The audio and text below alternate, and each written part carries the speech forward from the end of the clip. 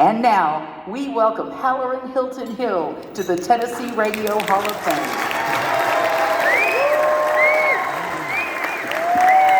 Yes, here he comes to the stage right now. Hallerin Hilton Hill, welcome him in to the Tennessee Radio Hall of Fame, please. Good evening,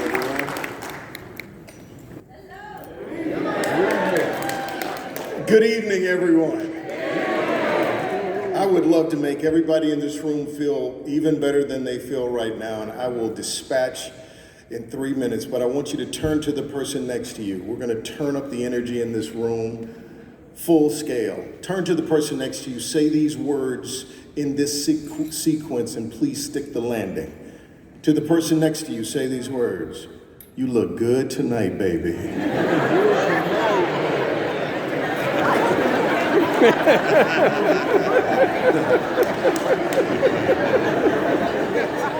Told you.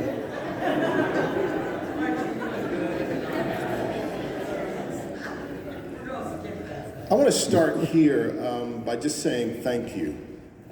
In the back of the room, there are 5 couples. They are listeners to our radio stations in East Tennessee. Would you stand up?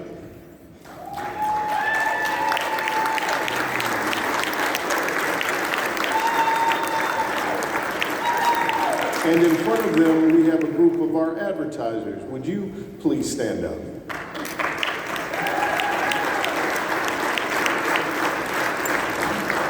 I want to say thank you tonight because it really is about our listeners. And I want to say something to you from my heart this evening. Let me thank my family. My wife Nidra is here, my son Hallerin. Thank you for being here and for loving me well. Chris Marion is the producer. Chris is the producer of my radio and television broadcast, and he is a partner in my business as well, and he's been with me 26 years. And Alex Haley, when he was alive, said that if you ever see a turtle on a fence post, he had help.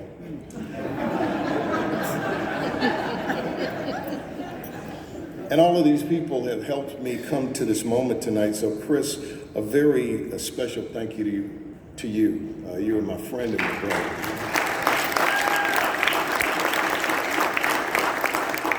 To Pamela Furr and the board and those that made it possible for me to be here tonight, thank you.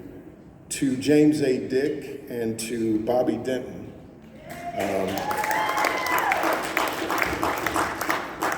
#1 radio station in America, and they were not recruiting me. I was a walk-on, but they let me be there. To Ken and Jack and Kimberly, to Claude Tomlinson, Andy and Allison, Mike Keith, to Phil Williams, to John Wilkerson. Let me pause here and just say something. When you play with better players, you play better. And I had the luxury of watching people who were craftsmen, and I got to follow the blueprint that they put down, and they made me better by association. So to my fellow inductees, but specifically those that I named, thank you for being great at what you do as an inspiration. So that's a list of thank yous, and I hope I haven't missed anybody, but if I have, please charge it to my head and not my heart. Act 2. What and why. I grew up keeping the traditional Jewish Sabbath, which is sundown Friday to sundown Saturday. So we didn't watch television, we didn't listen to the radio. My father was a minister, my mother was a teacher, and these Friday nights were very quiet. I could do one thing though, and that was call a Christian radio station and make a request. My mother suffered from depression. Roland, she had tough days. My brother Roland is here.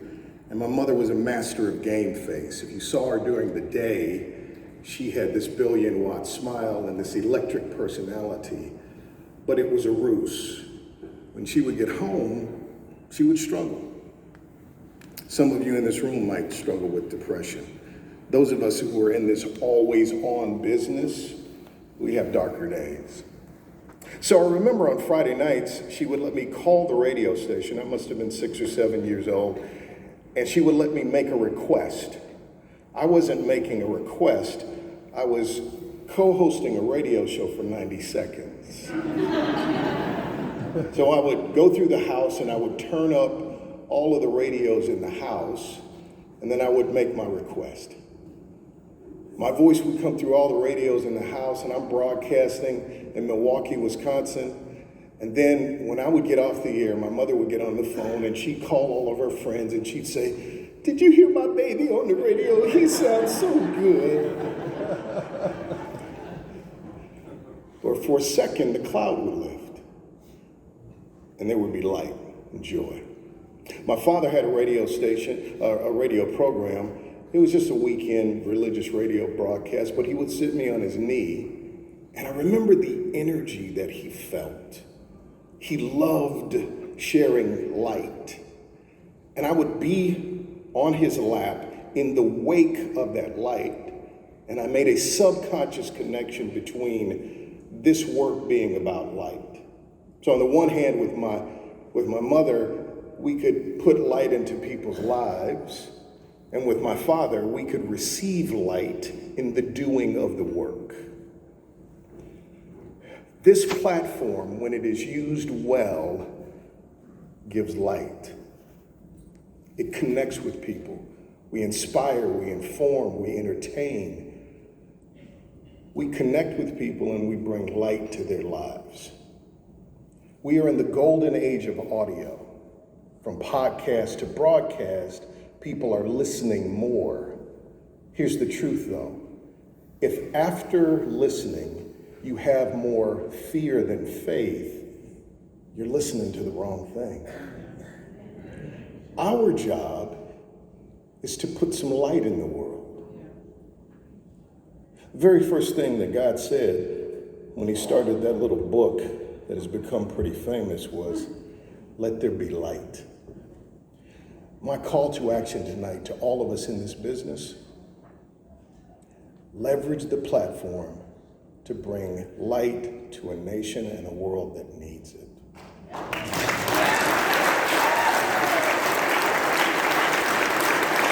Thank you for the honor of being in this wonderful room with all you wonderful people, and may God bless you.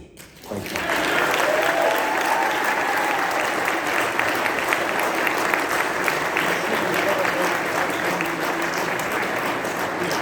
Hallerin, Hilton Hill, everybody.